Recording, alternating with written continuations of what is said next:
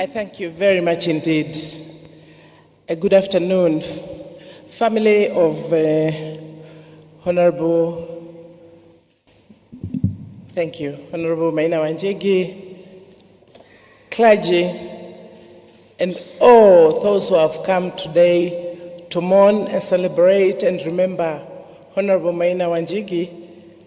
I, being one of you today, we celebrate and mourn a very, very important person in our country and in our history.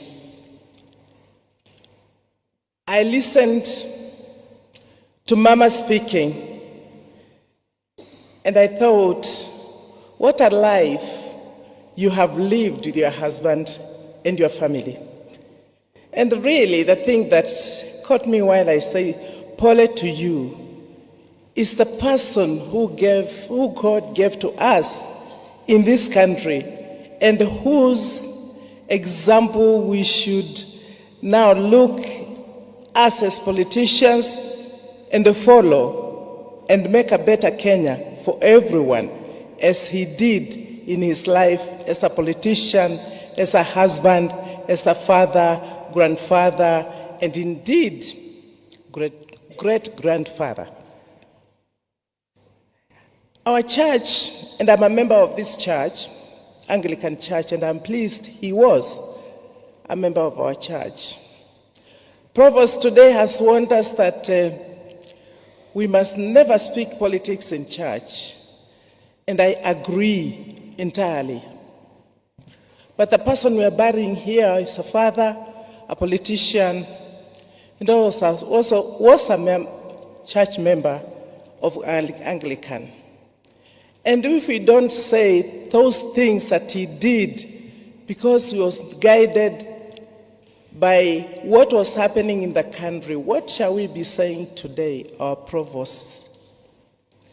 A person who was given such a responsibility of settling people, and his wife Maria asked, "Aren't you even getting 1 acre for ourselves?"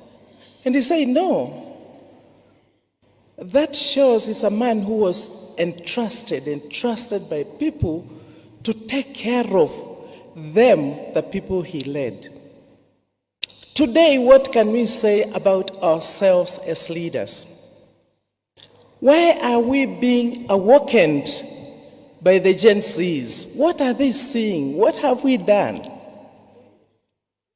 If we don't say this in places of worship like here, the real things, and we just be reading the Bible, we'll see our country go down. I think this is a place that we need to ask ourselves, what do we need to do? We see it going wrong, and I see all the people I've worked with in this church, and we saw a good government in place, and most of us here were in that government of President Mwai Kibaki. And we worked so well that we consulted and we served the people well, and they felt a good government. Isn't this the time that we all came together, because we have only one country, supported the Gen Zs, showed them the way so that we can have a Kenya that everybody can live and live happily? It cannot be. He did not do it for himself, and we should not do it for ourselves. We should do it for all those people who trust us with an office. I'm happy that our church and other churches may want to pick from here that we do not entertain too much harambis. Even if we do, you bring it quietly. In fact, we should say, if you want to give to the church, bring quietly. And the Bible says clearly that, please, what you have in your right hand should not be known by your left hand. But this way of making a church a business place should be stopped.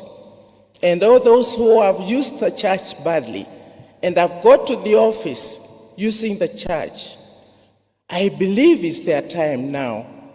Kwanza waseme sorry come and say to the church you are sorry and maybe exit. I want to thank each one of you, and indeed let's continue praying for this family, that God may give them strength and fortitude to bear the pain of losing their father, and indeed the entire country for losing such a great man. Thank you.